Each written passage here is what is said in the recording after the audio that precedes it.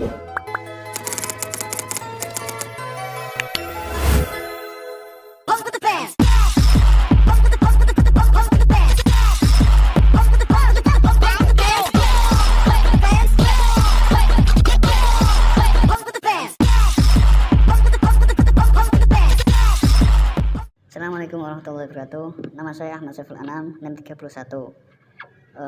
Untuk di sini kita akan mencari modus, median, dan rata-rata di dalam data tunggal yang sudah tertera di dalam laptop. Untuk yang pertama, kita akan mencari modus dari data yang sudah tertera. Untuk modus adalah nilai yang paling banyak muncul di dalam data. Untuk nilai yang paling sering muncul di dalam data adalah nilai 70 yang memiliki frekuensi 5 atau frekuensi yang paling unggul daripada yang lain-lainnya. Untuk yang kedua, kita akan mencari median dari data tersebut. Untuk median adalah nilai tengah dari data yang tertera. Di situ tertera 70, nilai 75 yang berasal dari frekuensi 10, nilai dari frekuensi 10 dan 11 kita jumlahkan jadi 2, terus kita bagi menjadi 2 lagi yang jadinya nilai 75. Untuk selanjutnya adalah nilai rata-rata. Nilai rata-rata adalah pembagian secara menyeluruh atau pembagian secara rata dari data-data yang sudah tertera. Di situ terdapat jumlah dari nilai ada 1439. Kita bagi dengan jumlah frekuensi yang ada. Jadi 1439 kita bagi 20. Untuk jumlah nilai rata-rata seperti yang tertera di dalam laptop ada 71,95. Sekian, terima kasih. Untuk selanjutnya adalah nilai data bergolong. Perkenalkan, nama saya Mufikatul Fauziah, NIM 3, yang akan menjelaskan data bergolong yang berisi rata-rata, median, dan modus. Rata-rata yaitu nilai keseluruhan dibagi nilai frekuensi, yaitu 1560 dibagi 20 sama dengan 78. Jadi untuk rata-ratanya itu 78. Nah, sekarang untuk median. Kalau kita mencari median, itu harus menentukan B-nya terlebih dahulu, yaitu 78 ditambah 79 dibagi 2 yang hasilnya 78,5. Untuk luasnya itu kita mencari dari 49 sampai 58 yang jumlahnya itu ada 10. Nah, kalau N-nya jumlah datanya itu pastinya 20. Terus untuk frekuensi sebelum frekuensi kelas mediannya itu adalah 8 dikurangi 3 yang hasilnya 5. Dan untuk frekuensi kelas mediannya itu tentunya 8. Jadi median sama dengan B ditambah L terus dikali setengah N dikurangi F dibagi F sama dengan 78,5 ditambah 10 terus setengah dari 20 dikurangi 5 dibagi 8 yang hasilnya 84,75. Sebelumnya, perkenalkan, nama saya Umsyatini Ayah. Saya akan melanjutkan modus frekuensi data bergolong yaitu B, tepi bawah kelas modus, yaitu 79 ditambah 78 dan dibagi 2, yaitu hasilnya ada 78,5. Dan L luas panjang atau lebar kelas yaitu dari 49 sampai 58 ada 10. Dan T1 yaitu selisih antara frekuensi kelas modus dengan frekuensi kelas median, yaitu kelas sebelumnya 8 dikurangi 3 ada 5. Dan T2 yaitu selisih antara frekuensi kelas modus dengan frekuensi kelas setelahnya, yaitu 8 dikurangi 4 ada 4. Untuk rumus modus B ditambah L dikali T1 dibagi T1 ditambah T2, yaitu ada 84,0556. Sebelumnya, perkenalkan, saya Miftahur Rahmat Waidah, NIM 23, akan menjelaskan tentang dispersi data tunggal. Di sini saya sudah menyajikan dari sampel nilai 20 siswa. Di sini kita akan mencari variasi dan deviasi baku dari data yang sudah tersaji. Untuk mempermudah kita dalam pengerjaan, kita bisa dengan cara membuat tabel seperti ini dalam bentuk vertikal. Kita juga menentukan nilai kali frekuensi X min X bar pangkat 2. Karena pada rumus variasi sigma X min X bar pangkat 2 min N bagi N min 1 pada sigma X min X bar pangkat 2 itu kita dapat hasilnya dari X min X bar pangkat 2. Di sini kita akan mulai dari nilai kali frekuensi. Nilai kali frekuensi kita dapat dengan cara sama dengan nilai kita kalikan dengan frekuensi ini. Dan kita enter. Kemudian kita bisa dengan cara menarik ke bawah. Hasilnya seperti ini. Untuk hasil dari nilai kali frekuensi semuanya terdapat dengan cara sama dengan sum kurung K. Kita blok semua nilai kali frekuensi, kita kurung tutup dan kita enter. Kemudian kita bisa menentukan rata-rata. Pada rata-rata kita dapat dengan cara sama dengan hasil dari nilai kali frekuensi 1555 kita bagi dengan jumlah frekuensi keseluruhan 20, kita enter. Kemudian kita dapat X min X bar dengan cara sama dengan nilai X kita kurang dengan rata-rata, kita tulis manual 77,75 dan kita enter. Itu ini sama dengan nilai X kita kurang 77,75 kita enter. Sama dengan nilai 73 kita kurang dengan 77,75 kita enter. Sama dengan 84 kita kurang dengan 77,75 kita enter. Sama dengan nilai kita kurang dengan 77,75 enter.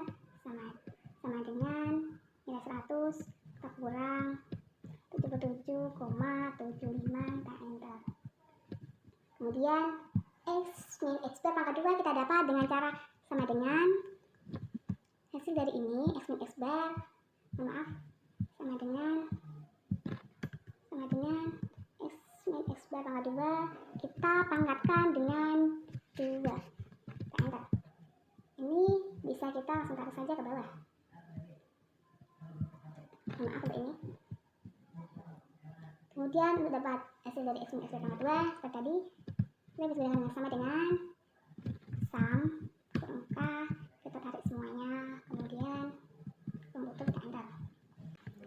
Selanjutnya kita bisa mencari variasi. Ada variasi sama dengan ini hasil dari X min X bar pangkat 2 kita bagi dengan N min 1. N min 1 adalah nilai ini 20, kita tulis 20 kurang 1 kurung, kemudian kita enter. Selanjutnya pada deviasi baku ini dengan cara sama dengan SQRT kita kurung hasil dari variasi kita kurung dan kita enter. Jadi seperti itu kita cara menentukan dispersi dari tunggal dari variasi dan deviasi baku. Bismillahirrahmanirrahim. Sebelumnya nama saya Rendik Amartat Ardani, NIM 11. Kali ini lanjut dispersi pada distribusi data bergolong pada data yang ditetapkan sebagai sampel. Hampir mirip dengan data tunggal yang telah dibahas, hanya saja di data bergolong kita menggunakan nilai tengahnya. Cara mencari nilai tengah yaitu kalau di sampel ini 143 ditambah 147 dibagi 2, nanti hasilnya taruh pada kolom nilai tengah. Begitu juga nanti ke bawah. Kemudian frekuensi yaitu kalau di sampel banyak siswa, tinggal salin ke sini saja. Nilai X selanjutnya, kolom selanjutnya nilai X frekuensi itu untuk mencari rata-rata. Cari rata-ratanya yaitu nilai tengah dikalikan frekuensi. Selanjutnya jumlah perkalian hasil tadi dijumlahkan semua dibagi dengan jumlah frekuensi. Kalau di sini 40. Ini. Kemudian hasilnya adalah rata-rata. Kemudian pada kolom lanjut kepada kolom selanjutnya yaitu nilai tengah dikurangi rata-rata. Ini nilai tengah tadi dikurangi rata-rata, hasilnya berapa masukkan. Begitu juga seterusnya. Lanjut pada kolom selanjutnya. Selanjutnya adalah hasil pangkat 2 dari sebelumnya. Ini tadi hasil dipangkatkan 2, nanti semuanya dijumlah, hasilnya di bawah sini. Dan ini yang di bawah ini adalah penjumlahan dari keseluruhan. Hasilnya ini adalah pembilang atas dari rumus yang tertera di atas. Kemudian lanjut ke variasi. Variasi yaitu hasil tadi dibagi dengan n-1. N itu apa? N adalah jumlah frekuensi. Jumlah frekuensi dikurangi 1. Jadi hasilnya sekian. Kemudian lanjut pada deviasi baku dari data. Nah, ini akar dari hasil variasi ini tadi. Dan ini hasilnya. Terima kasih, selamat belajar. Kenalkan, nama saya Putri Wahyuningsih, NIM 14 dari kelas A4 PKI.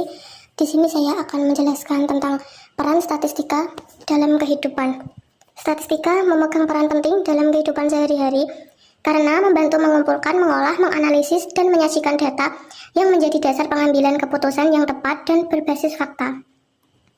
Beberapa peran statistika dalam kehidupan diantaranya, yang pertama, membantu pengambilan keputusan. Statistika menyediakan data yang menjadi dasar keputusan di berbagai bidang seperti pendidikan, bisnis, ekonomi, olahraga, dan kesehatan, sehingga keputusan tidak hanya berdasarkan asumsi tetapi fakta yang terukur.